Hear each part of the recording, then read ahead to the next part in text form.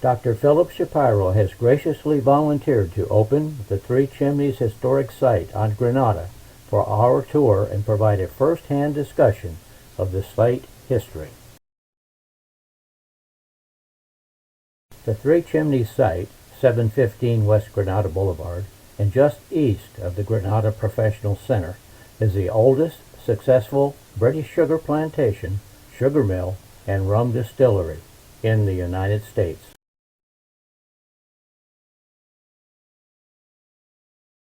As most Ormond Renaissance condo residents know, we are located on part of the former 20,000-acre land grant awarded to Scotsman Richard Oswald, known back in 1784 as the Mount Oswald Plantation. The history behind the Three Chimneys site goes back to 1765, when the area was developed into a 300-acre settlement to grow sugar cane for the production of sugar, molasses, and rum.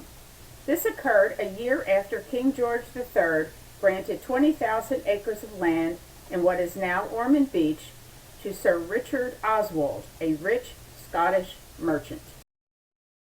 Oswald's passion was to raise sugar cane, but his efforts at the first plantation failed due to a major freeze.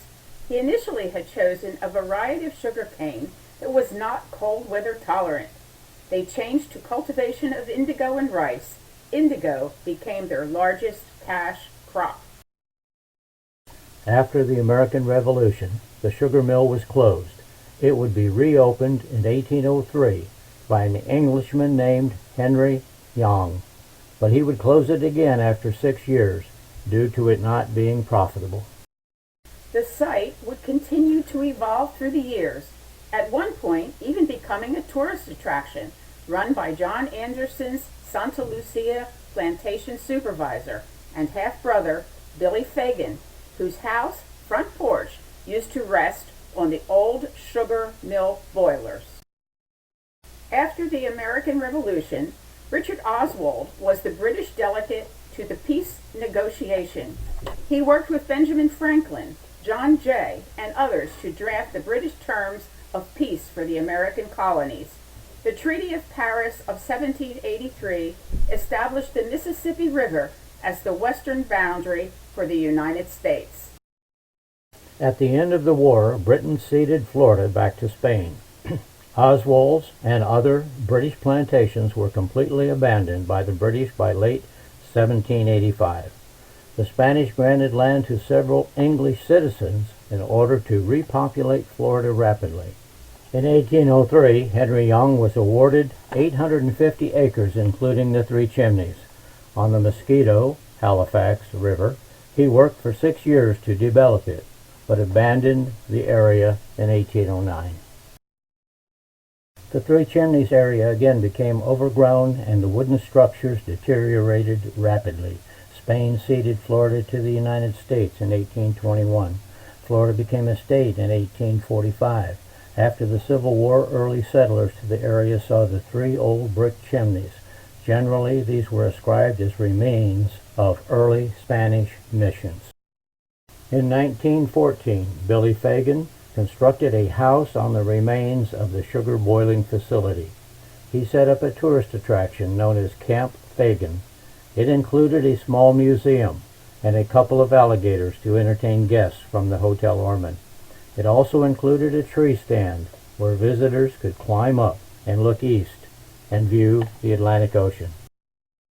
At the urging of the Ormond Beach Historical Society, the state of Florida acquired the 7.59 acres around the Three Chimneys in May of 2003 and awarded the society a 50-year lease to manage and care for the property. The Society's plans to develop the site into an interactive park for visitors to enjoy in the future. By early 2007, the Society realized that deterioration of the boiling facility was threatened the entire structure. Society efforts resulted in the award of a $26,500 Volusia County ECHO grant.